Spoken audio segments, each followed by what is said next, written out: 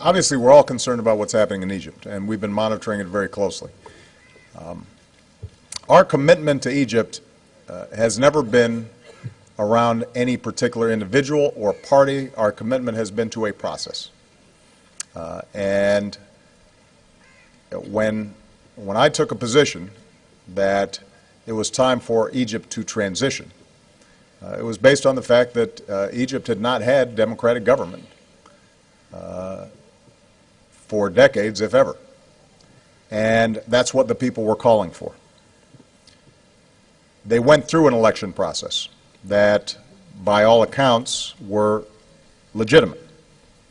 And Mr. Morsi was elected. And the U.S. government's attitude has been we would deal with a democratically elected government. What we've also said is that democracy is not just about elections. It's also about how are you working with an opposition? How do you treat dissenting voices? How do you treat minority groups? And what is clear right now is that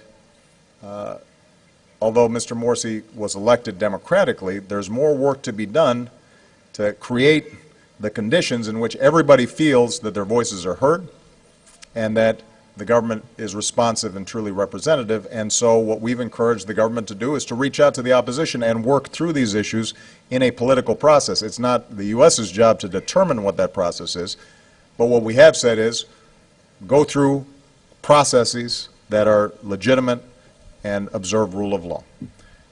Now, obviously, we've been watching these big protests. Our number one priority has been making sure that our embassies and consulates are protected.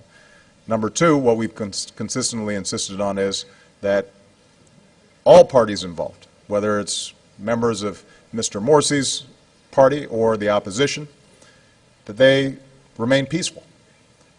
And although we have not seen the kind of violence that many had feared so far, the potential remains there, and everybody has to show restraint. I should add, by the way, we have seen many reports of women being assaulted in these protests, and for those who are participating in these protests or marches, assaulting women does not qualify as peaceful protests. So we're going to continue to work with all parties inside of Egypt to try to channel this through legal, legitimate processes.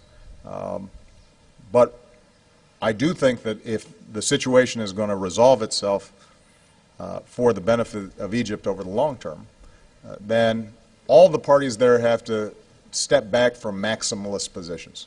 Democracies don't work when everybody says it's the other person's fault and I want 100% of what I want.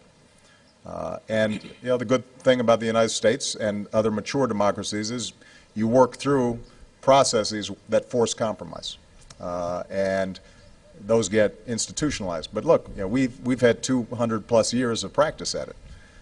This is still new in Egypt, and so they're going to have to work through these things. The key is making sure that they don't work through them in a violent fashion. But our position's always been, it's not our job to choose who Egypt's leaders are.